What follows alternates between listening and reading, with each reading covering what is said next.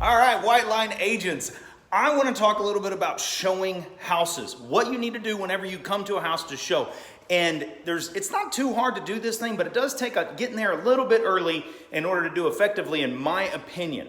So I got here about 10, 15 minutes before my clients got here. And I'm going to talk a little bit about what we need to do to make sure this house shows well. One of the first things that I do, guys, is I make sure that I have that front door wide open. I want to beat the people here. Make sure the door's open so they know it's at the right house. When they drive by and they'll see a sign in the yard and they'll see the front door open, they know this is the house that they're supposed to come see. The next thing that I do, guys, is I walk through the house. I get familiar with it. I make sure that there's no surprises. And I turn on all the lights in the house while I'm here. Now, this house doesn't have any curtains or window coverings of any kind, but what I do is I will open them if they do have them, because I want as much light in these houses as possible. Now, as you can see, this house has been rehabbed, and it's been rehabbed well.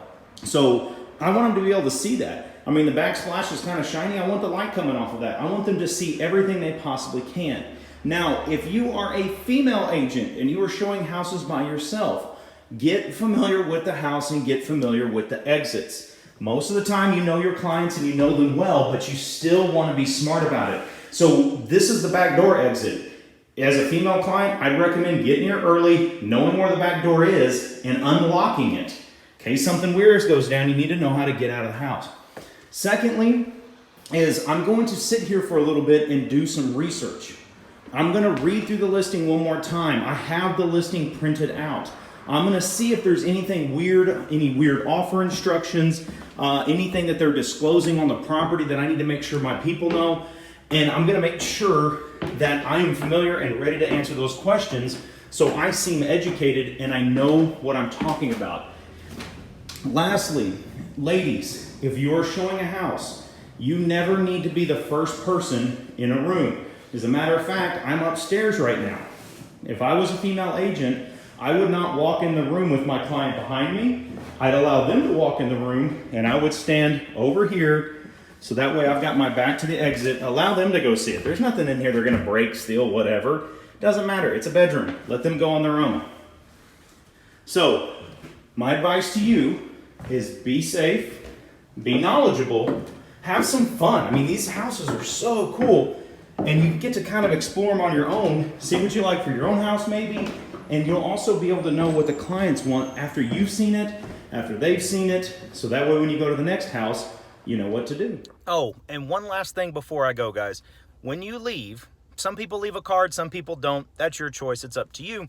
But make sure you turn off all the lights. Leave the house how you found it. A lot of time in the showing time instructions, it will say, leave the house like this. Most of them just say, leave it how you found it.